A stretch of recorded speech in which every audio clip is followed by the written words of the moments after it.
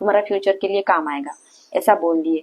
जैसे ही रिलेटिव्स लोग गए और उसकी स्वीटी का बड़ी बेटी जो है अभी स्कूल जाने लगी है, क्योंकि भैया के जब भैया जब हॉस्पिटलाइज थे तो स्वीटी बहुत लोगों से पैसा वैसा लाके खर्चा की थी। तो वो अभी क्या हो रहा है ना, जो उसका सैलरी आ रहा है वो धीरे धीरे वो लोगों को रिटर्न कर रही है।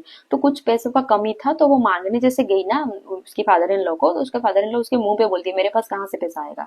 तो आप सबके सामने इतना नौटंकी क्यों कर रहे थे कि मैं सारा खर्चा उठा लूंगा, क्यों झूठ बोल रहे थे। दो बच्चा है, कुछ भी नहीं लाए स्वीटी के लिए, तो छोड़ ही दो, उसके बच्चों तक के लिए कुछ नहीं लाए। मतलब बाहर से बच्चों लोगों का बहुत सारे स्नैक्स होता है या जो भी खाने का चीज होता है ना, अलग सा खाना, कुछ नहीं लाए। तो स्वीटी खुद जाके लाने लगी, क्योंकि पहले क्या होता था भैया थे किसी के हाथ मंगवा लेते थे। तो अभी क्या हो रहा है ना, जबकि ये लोग कुछ हेल्प नहीं किए, तो स्वीटी खुद जाके मार्केट से सब शॉपिंग करके लाती थी। ये चीज को लेके वो बोल रहे हैं कि वो तो घूमती रहती है, हमको कहाँ कुछ बोलती है, वो तो घूमती रहती है।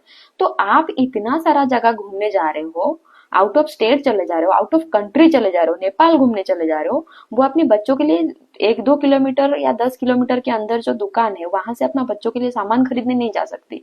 तो अगर उसको मना करो तो आप जाके लेके दे दो। और एक चीज बताऊं, जैसे ही भैया गुजर गए ना, उनके गुजरने का 1 महीने के अंदर उनका जो बिजनेस का ओनरशिप था ना, उनके पापा तुरंत अपने नाम पे कर लिए, क्योंकि वो भैया के नाम पे था। भैया के नाम पे रहेगा तो उसपे स्वीटी हक जमा सकती है, उनका बच्चा हक जमा सकते हैं। तो इसलिए ये सब ना हो करके उनके जाने के 1 महीने के अंदर ही वो उनके पापा क्या किए, अपने नाम पर ओनरशिप ट्रांसफर कर लिए, सो दैट उस पे कोई किसी का हक ना रहे। यही वो लोग थे जो भैया के जिंदा रहने पर बोल रहे थे कि ये सारा चीज तो तुम्हारा ही है।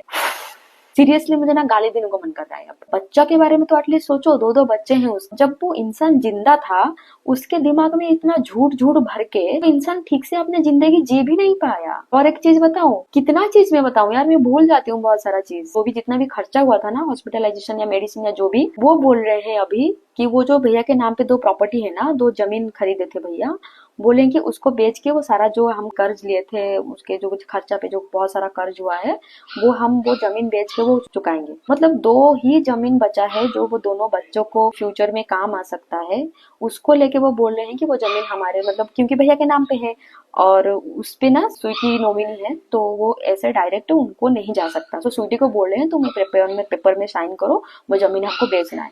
ये चीज को स्वीटी अपोज कर रही थी, और अपोज करने के चक्कर में वो लोग ना स्वीटी के साथ बहुत झगड़ा कर रहे हैं। उसको यहाँ तक बोल दिया है तुमको चप्पल से मारूंगा। उसके फादर इन लॉ बोल रहे हैं अपनी बहू को तुमको चप्पल से मारूंगा। और नढ़ालुच्चा घर की लड़की, छिंडा, मतलब उड़िया में बोलते हैं छिंडा घर जिया, क्या क्या टॉर्चर करोगे यार एक लड़की के ऊपर। और इतना में भी मन नहीं भरा। एक बार मतलब क्या हुआ ना, स्वीटी का जो छोटी जो बाबू है, सबको पता है कि छोटा बच्चा लोग खाने में कितना टैंट्रम शो करते हैं। उसका छोटा बेबी कुछ तो खाने के लिए मना कर रही थी, रो रही थी।